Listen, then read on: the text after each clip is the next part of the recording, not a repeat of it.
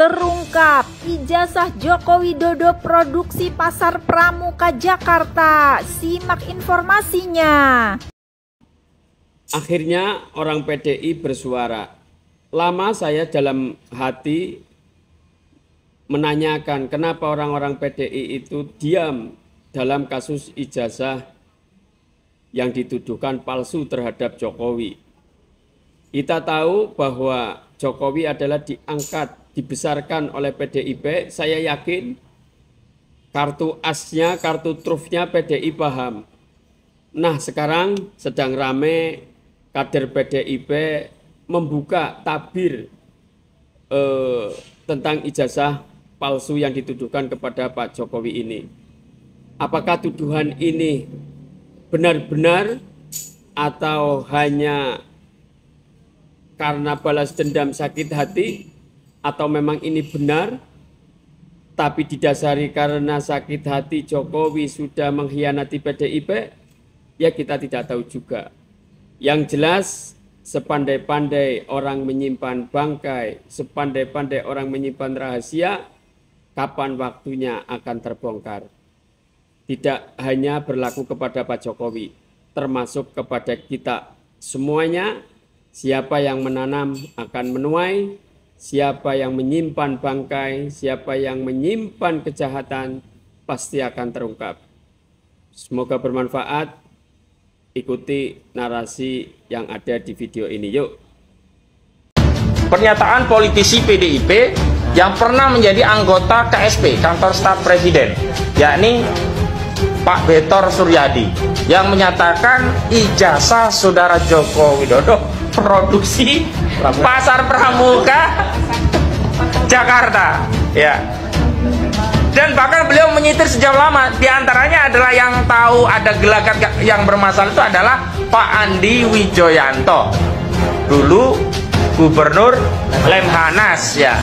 Gak salah, bukan Soeharto yang layak jadi pahlawan, tapi Jokowi. Hidup Jokowi, jangan bandingkan. Soeharto itu amatiran, kalau Soeharto itu masih pakai etika, masih pakai hukum subversif ya, pakai tentara dan polisi. Ketika menangkap saya, menangkap teman-teman lain yang berdiskusi, itu mereka masih ngomong atas nama hukum diskusi ini saya bubarkan. Tapi Jokowi gimana coba? Coba bandingkan. Beda.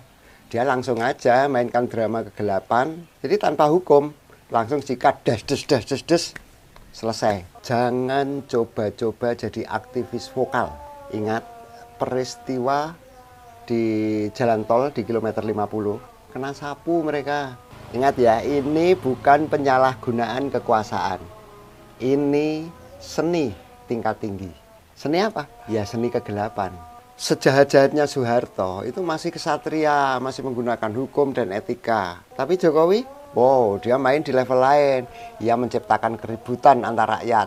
Coba diingat-ingat, polarisasi itu dimulai sejak Jokowi masuk ke politik.